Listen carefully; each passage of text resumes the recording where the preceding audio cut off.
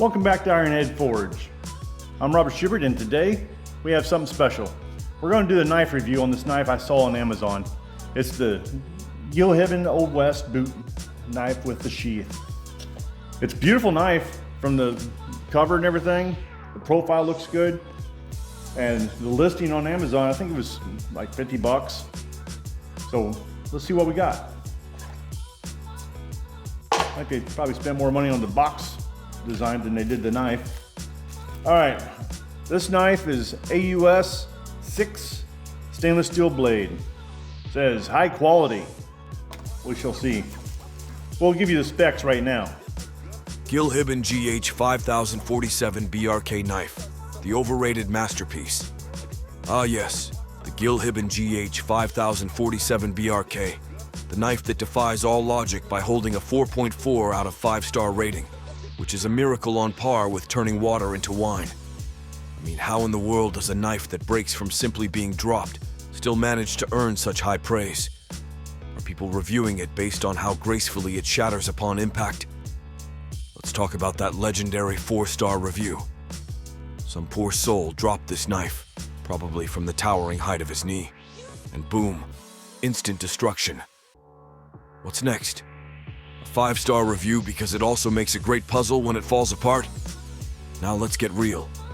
No Chinese, Pakistani, or Taiwanese knife should ever climb above the 4-star threshold. Yet somehow, this majestic piece of brittle engineering managed to defy the laws of common sense. Maybe it comes with bonus points for looking cool in a display case, because it sure isn't built for actual use. So if you're in the market for a knife that's great for delicate handling, looking at, and possibly snapping in half like a stale breadstick, then by all means, this is the one for you. Otherwise, save yourself the heartbreak and the embarrassment of explaining to your friends why your knife broke from a light breeze, and look elsewhere. Here is the review. Nice knife, now it's broken after accidentally dropping a couple times. I accidentally dropped my knife a couple times and it broke right at the handle on the last drop. Would I be able to get it fixed or replaced with a new one, please? Thank you. Gil Hibben GH 5047 BRK. A knife. It's more disappointing than my ex.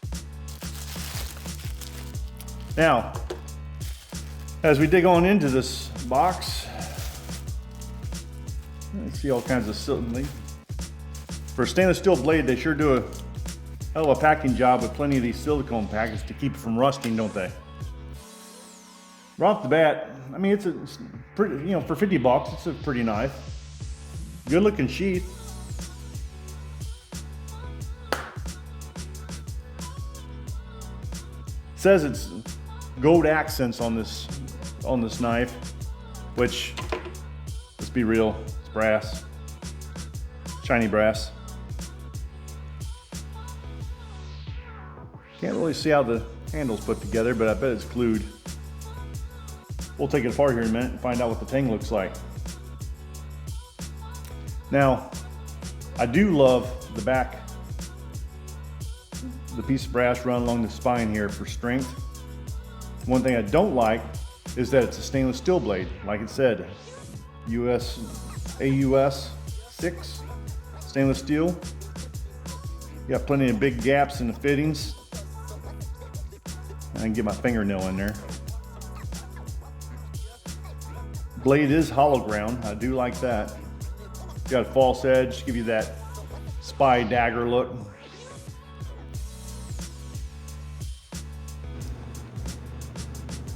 I don't know what kind of wood this is. I don't even know if it is wood. We'll find out though. Because I'm interested in seeing what kind of tang they have under here. Because I've seen so many of these where they'll take a blade and just weld a piece of all thread on and then call it good, glue everything together. So we'll find out here in a minute. Still, I mean, it's pretty design, not worth 50 bucks. I'd rather keep my $50. We shall see. Now, another thing I have here is I was at a flea market and I bought this knife, and instantly I could tell it's a cheap Chinese billet that somebody had just glued a handle and guard on, and they were selling as a hand forged blade. And the easiest way you can tell is on these Chinese billets, the Damascus, the pattern is always so jagged. Where the two different pieces of steel fused together, it's just jagged as hell. The two almost look like they were ripped apart and reforged together. Tell you what, it is a pretty nice piece of horn, so I think we'll save that. But we are going to destroy this blade. We're going to break it in two. Take a look at the grain structure in there, because I guarantee you that grain structure probably looks like salt. And as we know, that is not good on a knife. So let's take it to the anvil. While Robert moves to the anvil, I have something to say about this knife. So far, we've established that this knife is overpriced, overhyped, and underwhelming. But let's take a closer look at what's really going on under the hood, aka the AUS 6 stainless steel blade. Now, if you're unfamiliar with AUS 6 steel, let me break it down for you. The good news. 1. Corrosion resistance. So at least it won't rust while it sits untouched in your drawer. 2. Easy to sharpen, which is great because you'll be doing it often. 3. Affordable. Well, at least the steel itself is cheap. Too bad the price tag on this knife says otherwise. The bad news, and there's plenty. Edge retention is about as reliable as a dollar store lighter. Don't expect this thing to hold an edge through anything more serious than slicing an apple. Not ideal for heavy-duty tasks. So if you thought you'd be chopping wood, skinning game, or even just aggressively opening Amazon packages, think again. Final thoughts. AUS 6 is the kind of steel that says, hey, I'm not terrible, but you could definitely do better. It's mid-grade at best, meaning it's fine for beginners or people who like the idea of a knife more than actually using one.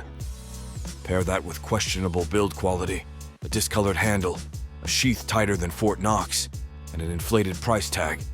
And what do you get? A knife that thinks it's high-end but would barely survive a camping trip. So, if you're in the market for a blade that needs frequent sharpening, looks good on a shelf, and won't cut anything too challenging, like, say, a piece of cardboard, then congrats. You found your match. For everyone else, maybe look for something that doesn't make you question your life choices. All right, here we are at the anvil. Now let's see what's hiding under that handle. Don't need that anymore.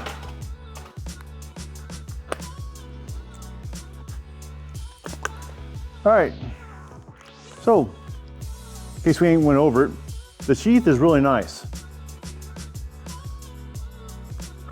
It looks like it's solid, it's leather, even where the cheaper ones usually normally put foam between the two pieces of leather.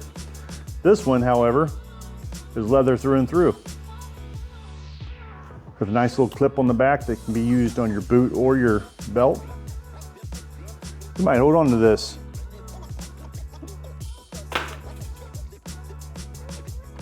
Now, look at her real close, but she's not going to look that good here in a minute, because I want to see what they're hiding under that handle. Safety first. Ready?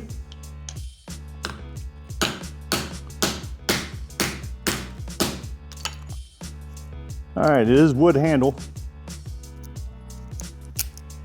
Looks like they might have a decent, looks like they might have an actual decent tang in here.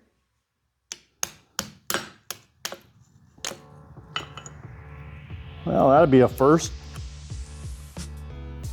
Looks like the top was screwed on.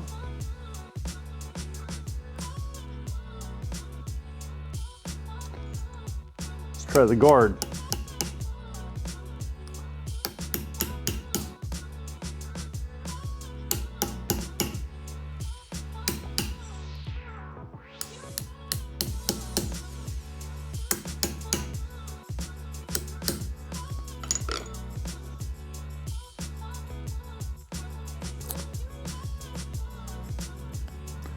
This is definitely going to be one of the first that I've seen with a full through tang. One that is actually strong.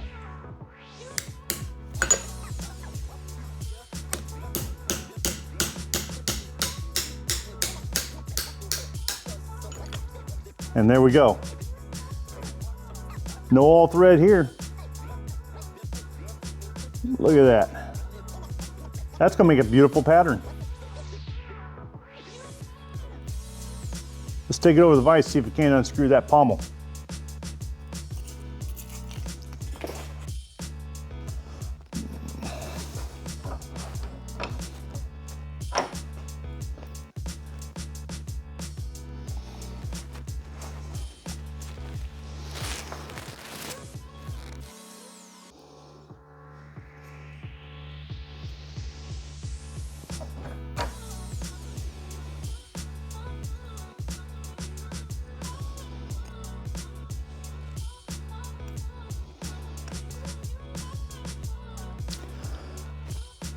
They used glue on it just to make sure that it didn't come off.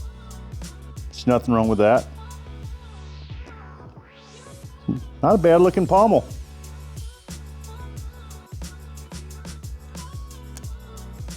Spacers don't look bad.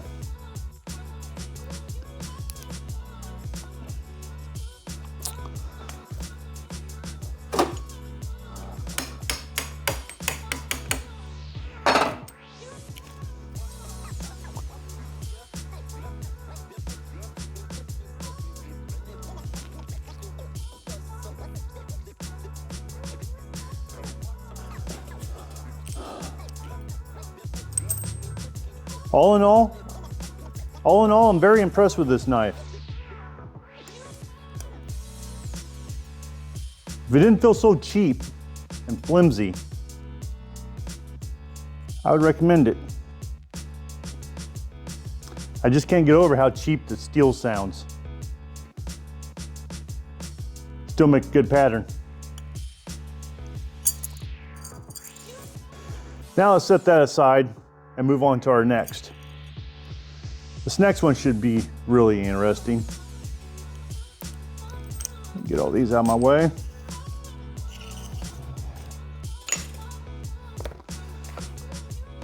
Now for the flea market knife. Sheath, junk. You can tell the brass guard is just from US Knife Makers or someone like that.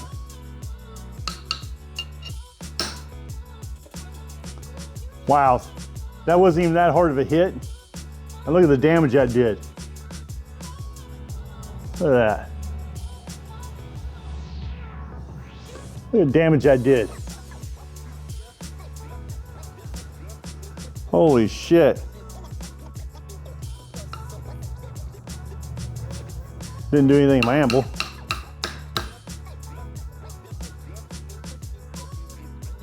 Wow. Let's see if we can't save that.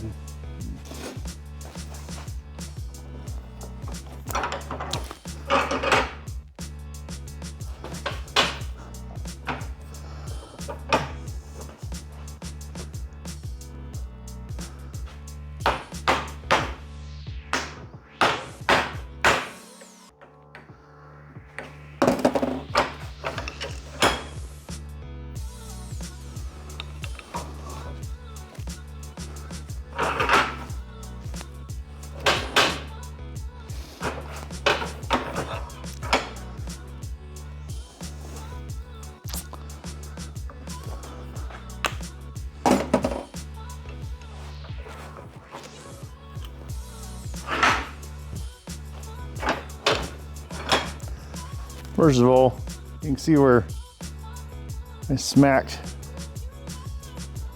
the anvil on the end.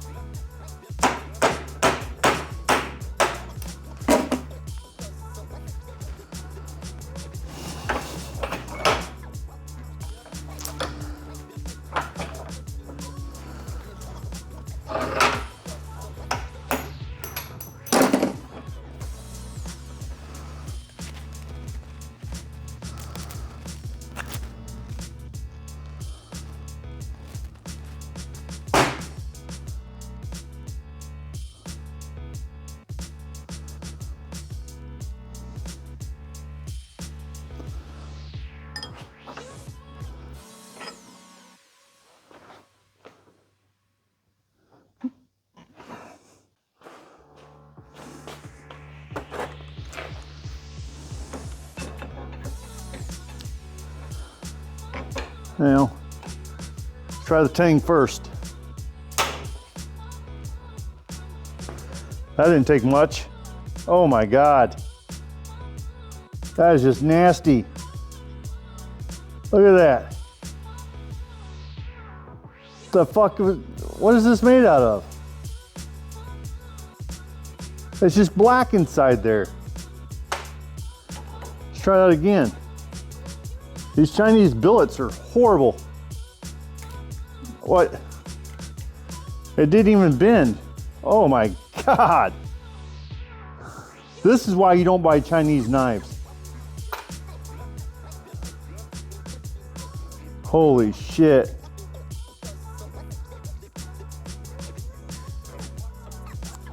All right, let's see what the blade is like.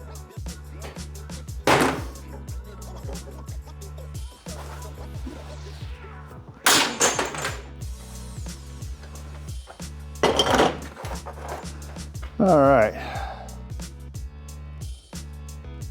Man, that's some thick grain.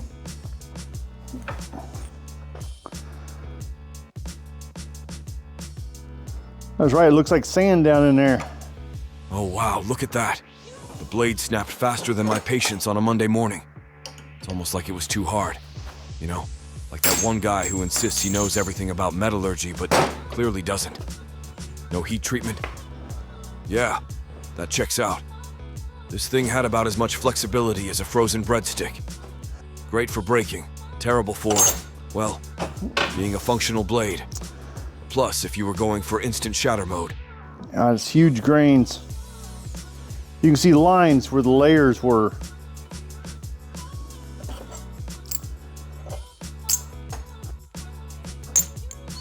Take it back to the table. All right, what did we learn out of this? First, the Gil Hibben Old West boot knife sheath is all leather. Looks like a well-constructed sheath.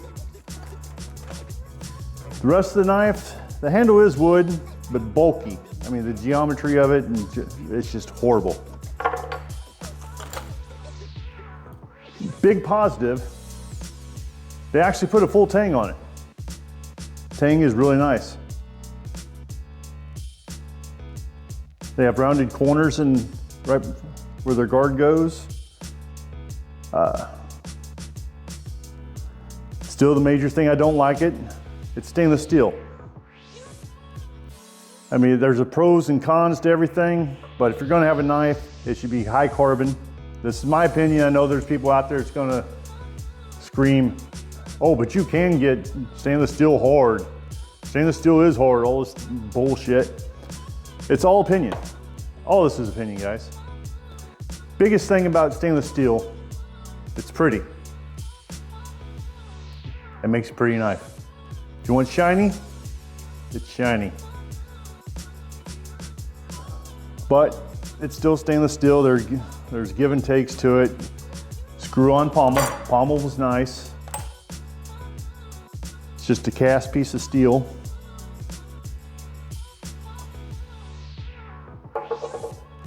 The guard looks like it's made out of pewter. It's not even, well, same with that. They're not steel. And I guess that's it.